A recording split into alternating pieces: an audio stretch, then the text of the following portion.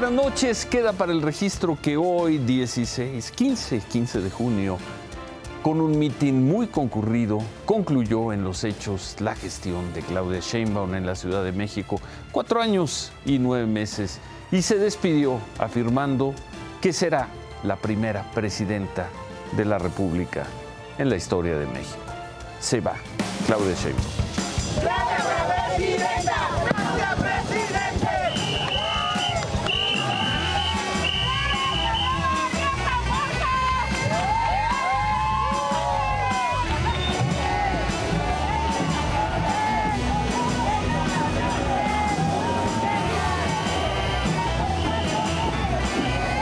El día de hoy es mi último día como jefa de gobierno de la Ciudad de México para hacer realidad que una mujer encabece los destinos de la nación.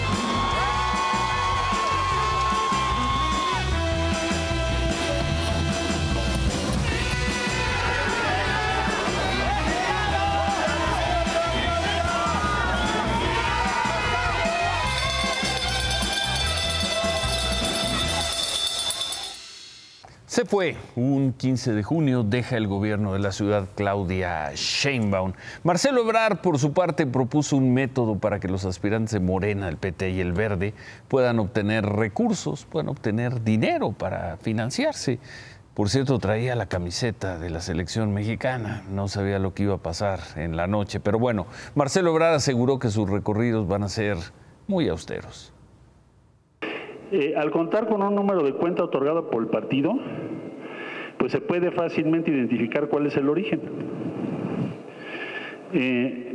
y el consentimiento de las militantes o simpatizantes que aporten de acuerdo con la Ley General de los Partidos Políticos vigente. En esa cuenta se pueden recibir donaciones de militantes y simpatizantes con un tope de 5,000 pesos. Pero no le hacen mucho caso a Marcelo Ebrard en el tema de los dineros, del dinero para financiar lo que viene, los más de 2 meses de movilizaciones por el país. Y hace un par de horas el secretario de Gobernación, Adán Augusto López, llegó a Palacio Nacional, habló con el presidente López Obrador. Al salir dijo esto. Todavía secretario. Todavía. ¿A qué hora presentaría la renuncia? Vamos a ver en el transcurso de la mañana. ¿A qué le prometió el presidente, secretario? ¿Qué le prometió el presidente? Como siempre, mi compromiso de trabajar junto a él. ¿Vino a dejarle a los pendientes? ¿De dónde va a sacar para financiar los recorridos? Yo voy a pagar con mis ahorros. ¿Vino a hablar de los pendientes que va a dejar en Gobernación? Entre otras cosas, pero no hay pendientes. Adán Augusto López publicó un tuit, dijo: al salir de Palacio Nacional conversé con Alfonso Durazo, presidente del Consejo Nacional de Morena, y le compartí el método por el cual mañana me registraré como aspirante a coordinador de la defensa de la transformación. Juntos seguiremos haciendo historia. Lo que sabemos es que el método de registro es que será hacia las 2 de la tarde, pero no irá él a registrarse, seguramente mandará un representante, va a dar un mensaje a mediodía en un hotel ahí en el centro de la ciudad y pues mañana con él se habrán ido todos los que se tenían que ir.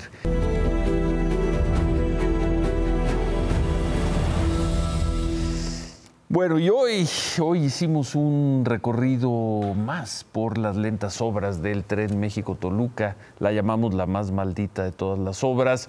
Una parte de la construcción pasa por la Ciudad de México y si bien no es una obra a cargo del gobierno de la Ciudad de México, así quedan las cosas también al final del gobierno de Claudia Sheinbaum.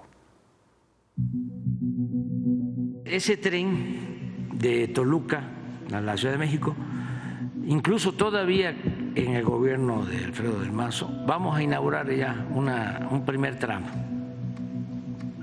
Creo que hasta Lerma ya vamos a inaugurarlo. El corte de listón de este tramo debe darse antes del 15 de septiembre, fecha en la que el gobernador del Estado de México entrega el poder. Una deferencia política que marca claramente la existencia de 2 obras, aunque se trate de un mismo proyecto: el tren terminado y el tren infinito. El primero se extiende a lo largo de 21 kilómetros y no sale del Estado de México. Va de la estación Sinacantepec a Pino Suárez, Tecnológico y Lerma. Las 4 están terminadas. Los trenes ya están en fase de pruebas. Una lona advierte que la catenaria, es decir, el cable eléctrico que alimenta el convoy, ya tiene energía. Pero abrir un solo tramo no era parte del plan original. Las estaciones están muy lejos unas de otras, entre 6 y 8 kilómetros, y no hay autobuses que las conecten. Y el precio del viaje calculado por la autoridad podría ser de 25 pesos, aunque no está determinado, cuando un viaje de Sinacantepec al centro de Toluca cuesta en autobús 12. Aquí termina el tramo que pretende abrirse antes del 15 de septiembre y las preguntas son varias. ¿Existen usuarios para estas 4 estaciones? Está por verse. ¿Están dispuestos a pagar el precio del boleto y cuánto va a costar? No sabemos. ¿Hay conectividad entre estas 4 estaciones? Al día de hoy no. Pero para allá, para los 38 kilómetros que restan a la estación Observatorio en la Ciudad de México, las dudas se multiplican y la primera de ellas es: ¿terminarán a tiempo? El tramo 3 a cargo del gobierno de la Ciudad de México compromete seriamente los tiempos de término ofrecidos por el presidente López Obrador. Del bitúnel en la frontera entre el Estado y la Ciudad de México a la terminal Observatorio hay al menos 5 claros en los que no se han colocado ni siquiera traves. El primer claro está justo saliendo del bitúnel y se extiende hacia las casetas de cobro de la autopista México-Toluca. El segundo está a pocos kilómetros adelante en Contadero, frente al Desierto de los Leones. El tercer claro, donde el viaducto está incompleto, es saliendo de la estación Santa Fe hacia la avenida Vasco de Quiroga. Aquí faltan las traves que deberán de ir por encima de la autopista. Luego el viaducto se vuelve a interrumpir adelante en varios puntos a lo largo de 4 kilómetros que correrán sobre esta barranca de Tacubaya. Desde este punto conocido como Zagarpa hasta la cortina de la presa que lleva el mismo nombre, Tacubaya. Aquí tampoco hay viaducto. Pero donde el cronograma se aprieta más es en este lugar, la caótica terminal Observatorio. Aquí, donde los peatones caminan sorteando puestos, maquinaria y plataformas, debe haber una estación nueva funcionando en 9 meses. Desde el aire, solo se observan algunas columnas y trabajos preliminares. Apenas las obras de cimentación. Nada de superestructuras. Nada que nos diga que aquí habrá un edificio. El presidente ofreció que todo estaría funcionando en marzo, pero casi 10 años y 94,000 millones de pesos después, el tren no llega.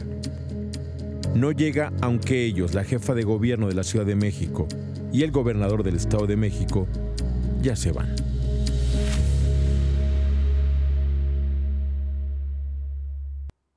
Ya se van y ya se fue el presidente Peña Nieto, que supuestamente iba a entregar completa esta obra.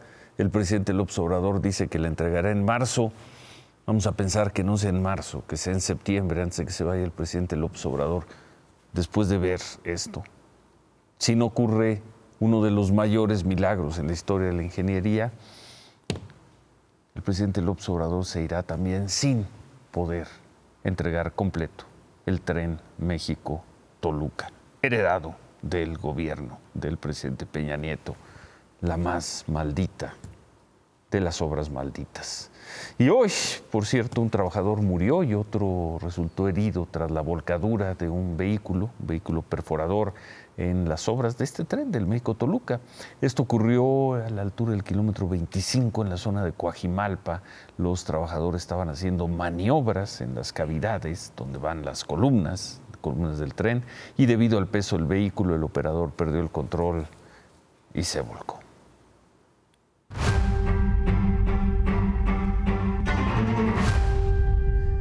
Anoche presentamos un video de lo que parecía ser un secuestro en la carretera México-Cuernavaca a la altura de la colonia San Pedro Mártir en Tlalpan.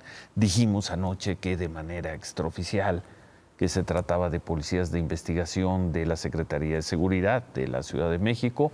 Hoy la Secretaría confirmó que sí eran policías, pero dio esta versión.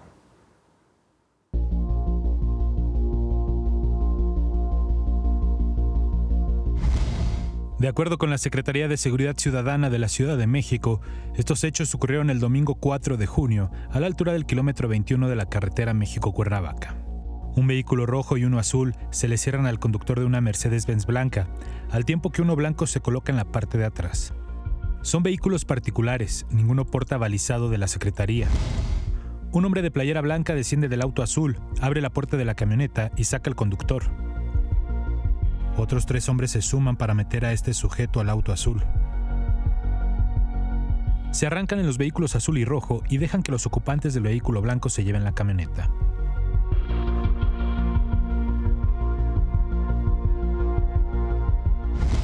Según la versión de la policía, esta detención fue parte de una entrevista ciudadana que los agentes le hicieron al conductor de la camioneta por un reporte de agresiones y amenazas ocurrido 4 días antes. Según la Secretaría de Seguridad Ciudadana, el hombre de la camioneta blanca amenazó a los policías y se marchó. Los policías usaron las cámaras de vigilancia de la ciudad para encontrarlo. Una vez que lo hicieron y lo metieron al vehículo, relatan que el ciudadano de 38 años de edad refirió que el día de la denuncia se encontraba en estado de ebriedad y bromeó con los uniformados, a quienes les solicitó algunos datos de identificación del jefe de sector y otros policías. La Secretaría de Seguridad Ciudadana reconoció que al no portar ningún objeto apto para agredir y al no existir motivo para su presentación ante las autoridades ministeriales, fue dejado en libertad, no sin antes hacerle algunas recomendaciones para evitar actos de molestia o agresiones a la autoridad.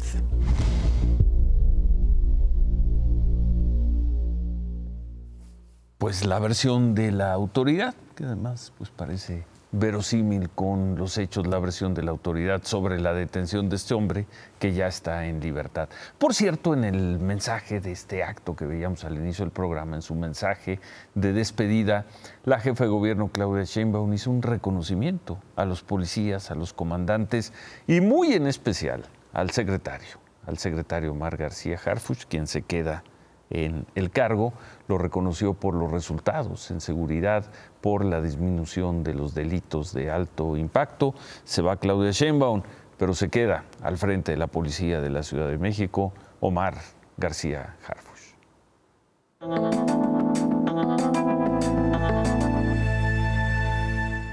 Temprano el presidente López Obrador dijo esto sobre la protesta de los productores de maíz y trigo que todavía a esa hora tenían bloqueado el aeropuerto de Culiacán.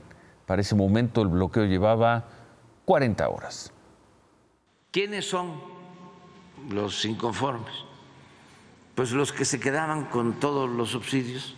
Son empresarios, pues, de altos vuelos. No vamos a ceder,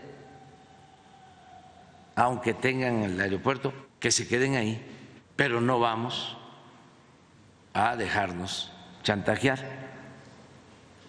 por corruptos. ¿Y qué pasó? Un par de horas después, los productores levantaron el bloqueo y se reabrió el aeropuerto de Culiacán. La Secretaría de Infraestructura, Comunicaciones y Transportes informó que en los 2 días que duró este bloqueo, 40 y tantas horas, se cancelaron 116 vuelos y se afectó a más de 16,000 pasajeros. Los vuelos se reanudaron a las 5 de la tarde y bueno, todavía se reportan algunas cancelaciones. Los productores se reunieron con el gobernador de Sinaloa, con Rubén Rocha, y ahí acordaron diálogo en busca de encontrar solución a este problema. El gobernador dijo que buscarán una aportación adicional del gobierno, tanto el local como del federal, y que se necesita que los grandes compradores contribuyan para mejorar los precios. Los productores afirmaron esto. Hemos salido con más o menos convencidos de que vamos por el camino correcto. Se suspenden las manifestaciones. En este momento le damos el crédito al gobernador. Los detalles los vamos a tener en unos momentos con David Páramo. En otras cosas, la semana pasada conocimos el caso, y aquí lo vimos y le dimos seguimiento, de una jueza de control de Veracruz, Angélica Sánchez, quien estuvo 2 días presa por supuestamente haber agredido a policías estatales.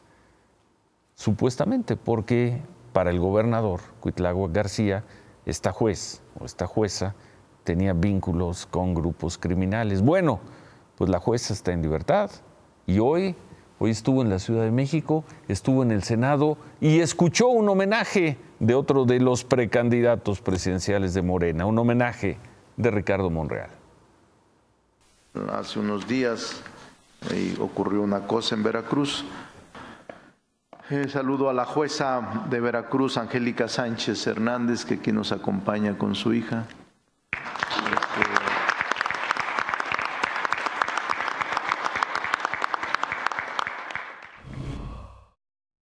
Y entonces tenemos indicios de que había comunicación por vía indirecta entre la jueza y el abogado del delincuente. Ahí nomás se las dejo. Ella, por resolver con independencia, también fue detenida y privada de su libertad. A veces pienso que todos los jueces también deben de estar privados de su libertad antes de ser jueces, para que sientan lo que se siente. Yo no he estado nunca ahí, pero yo espero que nadie esté ahí, y menos por circunstancias de carácter político, pero debería ser un requisito de procedibilidad antes de iniciar a ser jueces. Bienvenida, jueza, y yo le deseo que nada interrumpa su independencia, su criterio, y que no haya ningún acto que perturbe su libertad y su actitud de resolver conforme a los elementos que tenga el expediente. Enhorabuena, y aquí estamos a sus órdenes. Mi solidaridad con usted, jueza. Ahí nomás las dejo, dijo el gobernador de Veracruz. Pues hoy, nomás, como dice él, le dejan este homenaje en el Senado, el homenaje a esta juez. El martes informamos sobre la detención de una regidora de Reynosa, de nombre Denise Ahumada. La detuvieron en el cruce fronterizo de Falfurrias, en Texas. Llevaba, según esto, 42 kilos de cocaína escondidos en una camioneta. Hoy un juez del Distrito Sur de Texas desestimó los cargos contra ella y ordenó su liberación. Esto porque, según el juez, los fiscales no acreditaron las pruebas para inculpar a la regidora por posesión de drogas con intención de introducirla en Estados Unidos. Además, el juez consideró el testimonio que la regidora le dio al agente que la detuvo. Ella le dijo que unos días antes la amenazaron, dijo que le pidieron llevar su camioneta a Monterrey, dejarla unas horas y luego manejar a San Antonio. Dijo que no sabía que le habían plantado cocaína. Está libre, eso sí. Hoy se llevó también buenos llegues en la conferencia mañanera.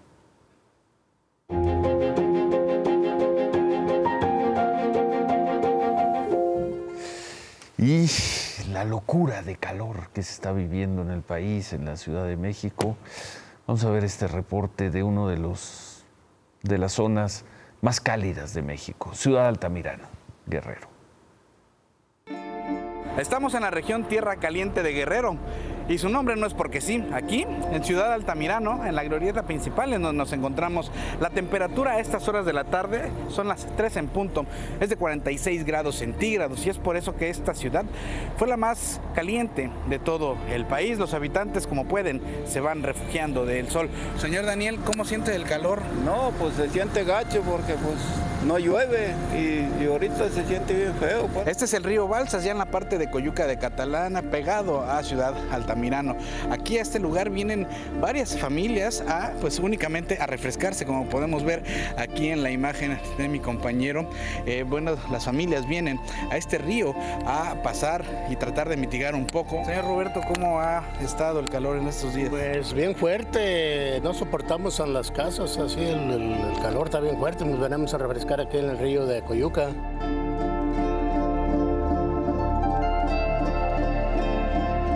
En este momento la temperatura oscila a los 45, 46 grados centígrados y uno de los oficios que más la sufren con el calor pues son precisamente los taxistas.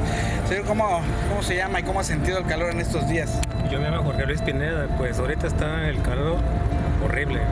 No se puede ni trabajar, casi la gente no sale. Está desesperada porque no ha llovido. Pues más que nada la gente que trabaja en los comercios es la que más sale. Y la demás pues, están en sus casas con sus hijos. Inclusive en Ciudad Altamirano, en el norte, en Mexicali, por todos lados en la Ciudad de México se escucha esta frase, parece lugar común, la frase de nunca habíamos tenido un calor así. Bueno, hasta el momento el registro es de 10 personas que han muerto por razones de las altas temperaturas. De acuerdo con la Secretaría de Salud, las muertes han sido por golpes de calor, por deshidratación o por quemaduras. También hay afectaciones fuertes para los ganaderos en los campos. Vamos a ver, por ejemplo, en Bonfil, en Campeche, reportan la muerte del ganado debido a la temperatura, al calor. El ganado no tiene comida, no hay pasturas. En fin, a ver cuántos días más quedan. Hoy se conocieron estas imágenes de una persecución justo en la frontera de Estados Unidos y México. Inició en Roma, Texas, y terminó así.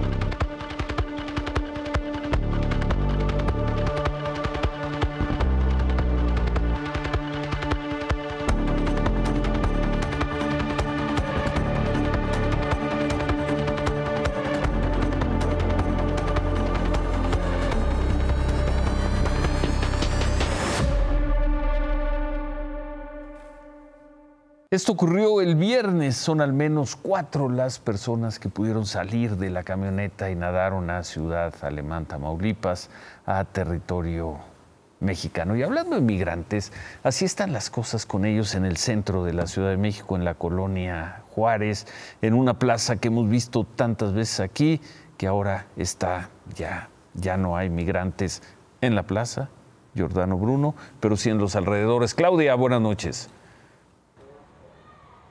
Ciro, buenas noches. Pues estamos en la Plaza Giordano Bruno, aquí en la Alcaldía Cuauhtémoc, y como ves, está completamente vacía. No hay una sola casa de campaña. Veíamos hace 2 semanas que estuvimos aquí a la cantidad de migrantes. Eran más de 400 los migrantes que vivían aquí bajo la lluvia, amontonados. Hoy no hay un solo migrante, no hay una sola casa de campaña en la Plaza Giordano Bruno. Sin embargo, la molestia de los vecinos es porque todavía hay migrantes viviendo en las calles aledañas. Nos dicen que no se quieren ir y no se van a ir hasta no tener el trámite que les permita llegar a Estados Unidos en sus manos. Una de las personas con las que platicamos, Ciro, inclusive hicimos un recorrido por las calles aledañas donde todavía permanecen algunos migrantes, fue Ana, quien es representante vecinal, quien también vive aquí y ha padecido el tema de los migrantes durante varias semanas. Ana. Gracias, Claudia. Por eso, por toda esta situación que los vecinos hemos estado viviendo, es que nos organizamos para hacer esta carta. Reunimos 343 firmas y le entregamos este oficio a la Secretaría de Gobernación, a la Comar, al Instituto Nacional de Migración y al Gobierno de la ciudad, donde estamos pidiendo que se agilicen los trámites para las personas migrantes, ya que ellos están aquí porque están esperando cita. Este oficio lo entregaron la semana pasada, sin embargo, a la fecha no han tenido respuesta. Pero mañana, Ciro, mañana tendremos la crónica completa. Mañana la vemos. Gracias, Claudia. Gracias, Ciro. Buenas noches. Gracias. Bueno, hacemos una pausa y regresamos con David y cómo se va a resolver el problema con los productores que tomaron más de 40 horas un aeropuerto del país y sobre quienes hoy el presidente López Obrador dejó caer palabras muy, muy duras. Regresamos con David Páramo.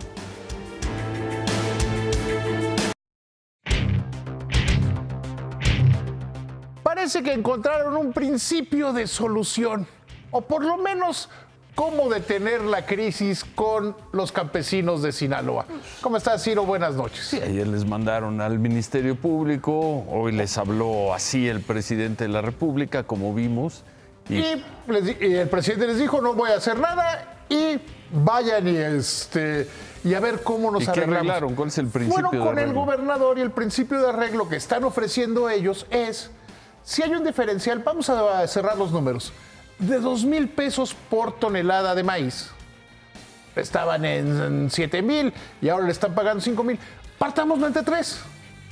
Una tercera parte la absorben los campesinos, una tercera parte el gobierno estatal y una tercera parte el gobierno federal. Vamos a ver si se cumple este acuerdo. Vamos a ver si este acuerdo los tranquiliza. Ellos tienen sentimientos encontrados, porque por un lado están diciendo, ya habíamos hecho un acuerdo con el gobierno cuando tomaron las plantas de Pemex. Sí. Y luego no nos cumplieron nada. Ahora ya hablamos con el gobernador y en eso quedamos. Vamos a ver, quizá mañana en la mañana, donde todo pasa, que si se confirma o no se confirma este acuerdo. Habló muy fuerte sobre ellos el presidente. Chantajistas, corruptos. Y que además que era un movimiento político. Sí. Y hay que dejarlo claro. Son campesinos. O sea, la diferencia entre los pequeños productores, que son los que están recibiendo subsidio, y los medianos es muy chiquita, muy chiquita. Sí. A veces una hectárea.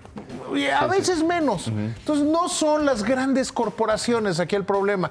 El problema son gente que si no puede vender su maíz, si se quema el maíz, si no se lo reciben en las bodegas, se va a perder ese maíz y van a quebrar. No. Ojalá no sea el caso. Y aquí dejaría, es más, déjame pedirlo de remate. Venga, voy.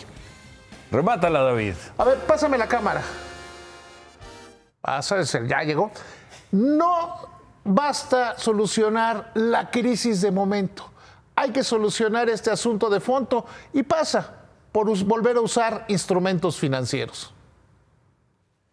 Vamos a una pausa, regresamos. Lo dijimos hace un año y se enojaron muchas personas, no les gustó. Lo dijimos hace 6 meses, hace 3, y hoy lo tenemos que conjugar en tiempo presente. Morena tenía 3 cartas muy fuertes y ahí están, en tiempo presente. Volvemos.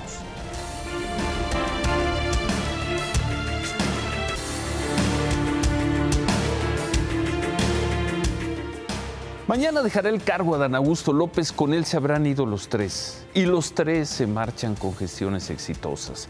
Marcelo Ebrard en la Cancillería, Claudia Sheinbaum en la Ciudad de México y Adán Augusto López en Gobernación. Sin gestiones exitosas no serían en modo alguno candidatos a relevar al presidente López Obrador. Lo dijimos aquí muchas veces y molestaba. Dijimos hace más de un año que Morena tenía 3 extraordinarios aspirantes. Hoy lo repetimos, pero en tiempo presente. Morena tiene 3 cartas muy fuertes, robustas, ganadoras. Guste o no. Se quedan con qué importa. Gracias, buenas noches. Ánimo.